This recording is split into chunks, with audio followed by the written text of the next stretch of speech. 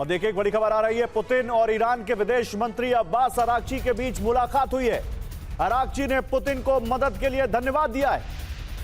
रूस और ईरान के बीच रणनीतिक साझेदारी है, कहा अराक्ची ने।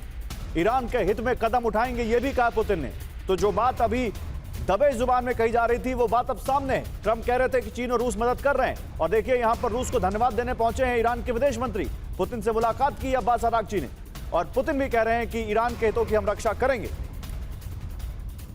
नाकाबंदी के जरिए डोनाल्ड ट्रंप की कोशिश हॉर्मुज स्ट्रेट खुलवाने की थी, लेकिन ट्रंप की यही नाकाबंदी अब सबसे बड़े वैश्विक संकट की वजह बन सकती है। ईरान ने धमकी दी है कि उसके पास अभी कई ट्रंप कार्ड मौजूद हैं जिन्हें चलना बाकी है। अगर अमेरिकी सेना ने नाकाबंदी नहीं खोली तो ईरान अपने सभी पत्ते एक साथ खोल सकता है, और ऐसा हुआ तो ग्लोबल शिपिंग के सभी रूट बंद हो जाएंगे। और इसमें मुस्तबा का तुर्क का इक्का बनेगा कोड BEM। क्या है ये कोड BEM और कैसे ईरान दुनिया की शिपिंग इंडस्ट्री को ब्लॉक करने वाला है, सुपर प्राइम टाइम की इस एक्सक्लूसिव रिपोर्ट में आपको दिखाता हूं। डोनाल्ड ट्रंप का दावा है कि नाकाबंदी ने ईरान की तेल सप्लाई पर पूर्ण प्रतिबंध लगा दिया है। ईरान के तेल भंडार और जहाज भरे पड़े हैं। ईरान की पाइपलाइनों से तेल नहीं निकल पा रहा है। तेल उत्पादन बंद नहीं हुआ तो 3 दिन में पाइपलाइनें फट जाएंगी। ईरान के पास अभी कई ट्रंप कार्ड बचे हैं जिन्हें चलना बाकी है, जबकि डोनाल्ड ट्रंप अपने पास मौजूद सभी कार्ड चल चुके हैं, लेकिन उनके हाथ अभी कुछ नहीं लगा। अब ट्रंप के पास कोई विकल्प भी नहीं बचा है। और ईरानी संसद के स्पीकर मोहम्मद बाकिर कालिबाफ ने अपनी पोस्ट में बताया है कि कैसे ईरान के पास अभी सारे ट्रंप कार्ड मौजूद हैं, जबकि अमेरिका के सभी पत्ते खत्म हो चुके हैं। ईरान का पहला ट्रंप कार्ड है SOH यानी स्ट्रेट ऑफ हॉर्मुज, जिसे ईरान ने पूरी तरह से नहीं चला है।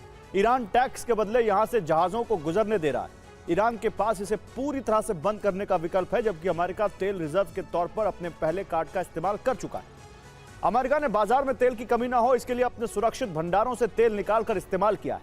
अब उसके पास रिजर्व तेल को भविष्य में निकालने की गुंजाइश कम बची है। ईरान का दूसरा ट्रंप कार्ड BEM यानी बाब अल मंदेब है। ईरान हूती के जरिए इस रास्ते को बंद कर सकता है। यह कार्ड अभी ईरान के पास सुरक्षित है।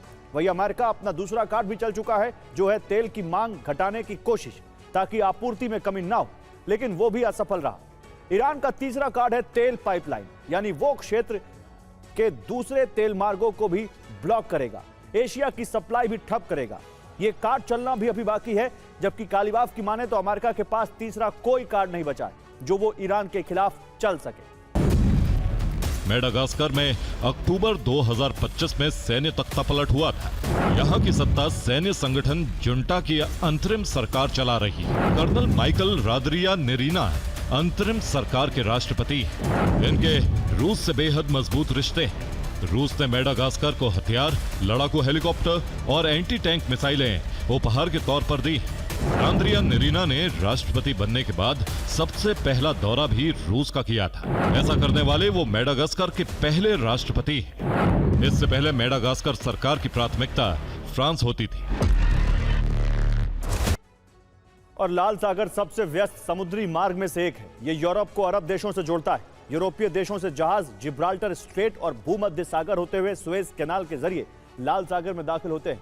यहां से बाब अल मंदेब के जरिए कार्गो शिप अदन की खाड़ी तक पहुंचते हैं। यहां से जहाज मध्य पूर्व में मौजूद देशों तक जाते हैं, जिसके लिए वो हॉर्मुज स्ट्रेट का इस्तेमाल करते हैं। हॉर्मुज को ईरान पहली बार ही बंद कर चुका है। अब ईरान हूती के जरिए बाब अल मंदेब को भी ब्लॉक कर सकता है, और अगर ऐसा होता है तो यूरोप का एशिया से समुद्री संपर्क भी कट जाएगा। इन हालात में एक विकल्प बचता है जो केप ऑफ गुड होप से होकर जाता है। इसमें यूरोप से जहाज उत्तरी अटलांटिक पार कर अफ्रीका के पास से होते हुए केप ऑफ गुड होप तक पहुंचेंगे। फिर यहां से मेडागास्कर के पास से होते हुए एशिया पहुंचना होगा। लेकिन यह ईरान, रूस और मेडागास्कर की मदद से इस वैकल्पिक मार्ग को भी ब्लॉक कर सकता है। अगर ऐसा होता है तो हॉर्मुज स्ट्रेट, बाब अल मंदेब और केप ऑफ गुड होप, दुनिया के ये सभी अहम समुद्री मार्ग ब्लॉक हो जाएंगे।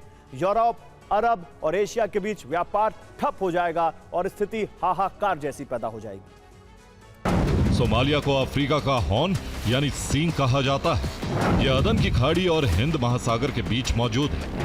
बाब अल मंदेब पार करने वाले जहाज इसी के पास से गुजरते हैं। दक्षिणी सोमालिया के बड़े हिस्से में अल शबाब विद्रोही गुट का कब्जा है। ईरान हूती के जरिए बाब अल मंदेब को ब्लॉक कर सकता है। अगर कोई जहाज किसी तरह इस नाकेबंदी को तोड़ भी देगा तो सोमालिया में एक्टिव अल शबाब गुट से नहीं बच सकेगा।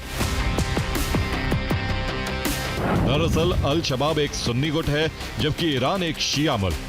इसका ईरान से वैचारिक मतभेद रहा है, लेकिन रिपोर्ट्स बताती है कि ईरान हूती के जरिए इसे हथियार भेजता है। अल शबाब सोमालिया से अवैध रूप से यूरेनियम और कोयले की तस्करी करता है, जिसके खरीदार के रूप में ईरान का नाम कई बार सामने आ चुका है।